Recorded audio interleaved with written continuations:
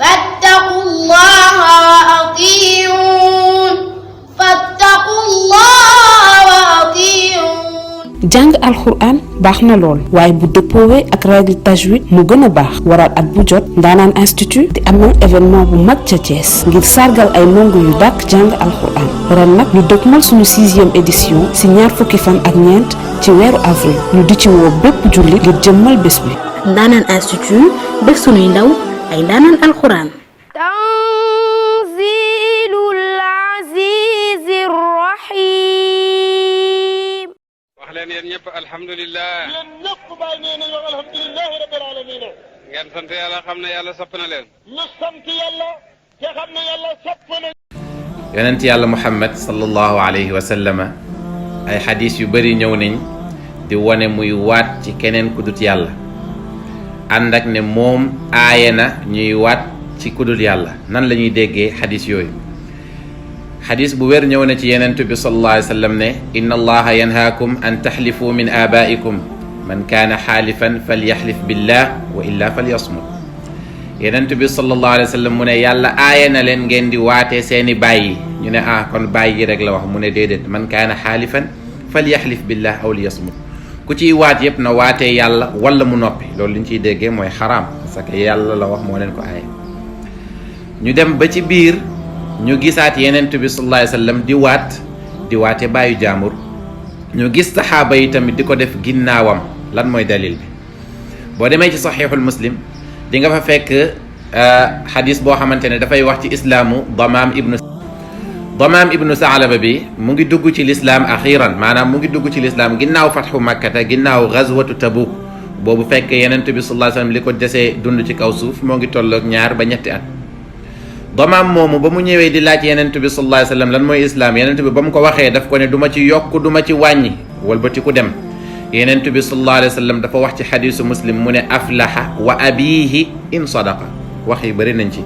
waaye dafa ne texe na maa ngi giñ ci baayam bu fekkee ne dëggu na yenn ci borom xam-xam indi nañ ci ay tawilaat ne tawkiid la ak yu mel noonu yoo xam ne xejul ci vidéo bi waaye ku bëgg am leeral ci loolu mun nga ñoo contacter ñu leeralal la beneen bi mooy ci Muwatta Malik asar ñëw na ci benn waay boo xam ne dafa jógee koo ci Yaman ñëw di àttewu ci Abubakarin Siddiq kane buuru Yaman bi daf kaa tooñ dagg loxoom ak ay tànkam parce que daf kaa jiiñ sàcc waa ji ba mu ñëwee Madinatul Munawwara dafa wàcc ci Abubakar Siddiq guddi jot mu jug di julli waa ji jug di julli Abubakar Siddiq mu ngi koy xool ba mu gisee waa ji di julli mu ne ko wa abika maa layluka bi layli saariq maa ngi giñ ci sa baay sa guddi gii de du guddik sàcc gaa yi am problème ci borom xam-xam yi nan la ñuy déggee wax yi bëri ci lool waaye bi gën a jege maana mooy li ñu wax rek mooy yenent bi sallallahu alayhi wa sallam ba muy tere nit ñi ci giiñ ci seeni baay mooy jamono yooyu noonu màggal lu dut yàlla dafa bëri woon ba moo leen yóbbee woon ci jaamu xërëm yenent bi sallallahu alayhi wa sallam aaye leen loolu pour dindi ko ci seen xol yi ba mu demee ba islaam am ta makkun ci seeni xol mujj gi moom ci boppam mu koy def wax jooju moo gën a jege sawaab ndax tey jii amul kuy waat ci yenent bi sallallahu alayhi wa sallam wala ci baayam wala ci alquran wala ci leneen fekk daf ciy jublu teg ko ci palaasu yàlla déedéet daf kaa màggal ndax yàlla moo ko màggal loolu rek lañ ci jublu kon nañuy moytu di wax ne nangam sax dafa xaraam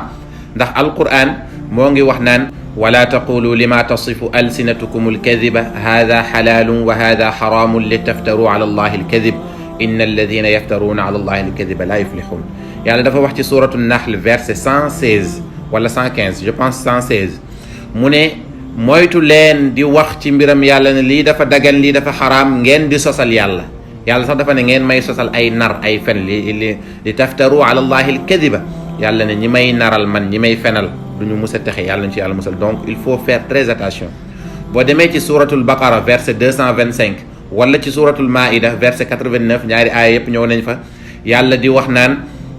man duma leen jàppee seeni waat yi nga xamante ne da ngeen koy waatee nii rek maanaam du waat boo xamante ne dañ laa waatloo wala tu es vraiment décidé ànd ak ne commentaire bi waa ji dafa ne barke yaa rasulallah mën nañ cee déggee ne dafa ne ci barke yenent bi ci laa gisee yenent bi mu après mu wax billahi wallahi ñu ngi ziyaara ñëpp